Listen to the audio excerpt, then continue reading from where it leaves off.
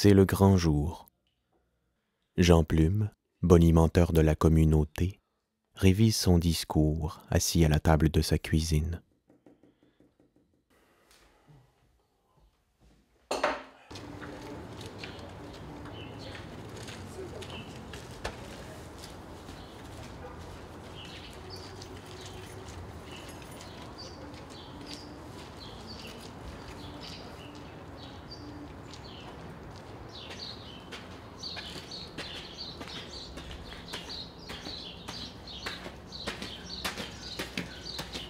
C'est la longue gambade. Comme la tradition le veut, Jean Plume sautille légèrement sur un pied à chaque enjambée avec beaucoup d'allant. Son visage est impassible, son émotion profonde ne doit pas transparaître.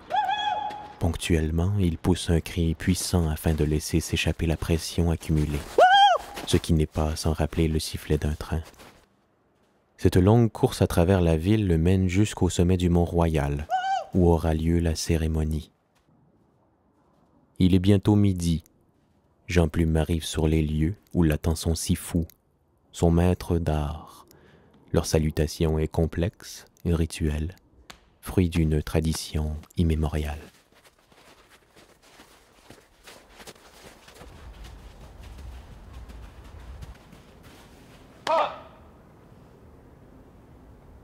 Maître Louis-Philippe Snappy nous explique l'importance de l'événement d'aujourd'hui.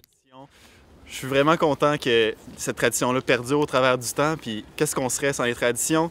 Moi, je trouve en tout cas c'est un bel événement. Tout le monde est prêt. On ne pouvait pas être plus prêt que ça. C'est sûr que là, Jean est un peu stressé, mais il est très bien préparé. Je suis certain que ça va très bien se passer. Pour moi, ça me fait vraiment chaud au cœur de passer ce flambeau-là à une nouvelle génération.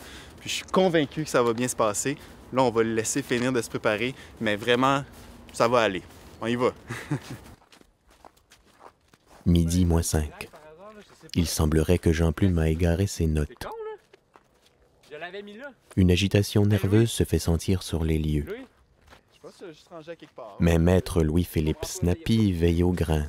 Il retrouve les feuillets en moins de 2, en plein contrôle de la situation.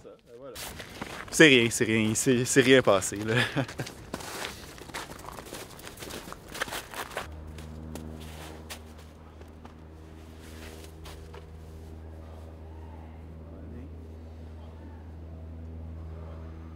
Le Sifu donne son dernier encouragement à son pupille, qui s'avance en pleine nature, parmi les arbres dénudés.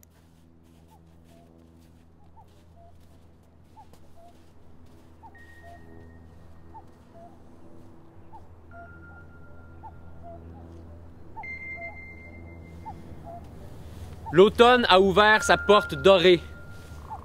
C'est la saison des citrouilles, des moissons, des petits-enfants qui courent dans les champs. Jean Plume, comme tous les membres de son club, nie la disparition des saisons. Pour eux, l'automne est encore cette grande fête des couleurs, cette noce lumineuse des rouges et des jaunes, des verts et des bleus, des mauves et des turquoises. Les changements climatiques n'ont pas eu lieu. Je suis convaincu que les choses vont bien changer. Je ne peux rien prouver, mais l'oiseau le peut. Après plus d'un siècle d'évidence, ce petit groupe s'entête encore et toujours à refuser de voir disparaître la beauté du monde. Je parle de ces choses qui nous furent volées.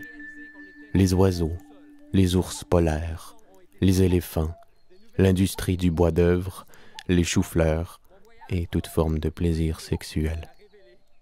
Bienvenue, printemps de ma vie. Bienvenue, automne. Merci. Bravo, bravo. Ça a vraiment bien été. Honnêtement, on ne fait rien demander de mieux. J'ai eu des frissons tout le long, j'imagine, vous aussi. Écoute, vraiment, tout à fait fier. Le flambeau est passé à une nouvelle génération. On ne fait rien demander de mieux, vraiment. Ouais. Les membres de la communauté se rencontreront à nouveau le 21 décembre prochain, date qui annonçait à l'époque le début de l'hiver, saison qui, désormais, ne cède plus sa place au printemps, mais demeure imperturbable, cruelle, constante.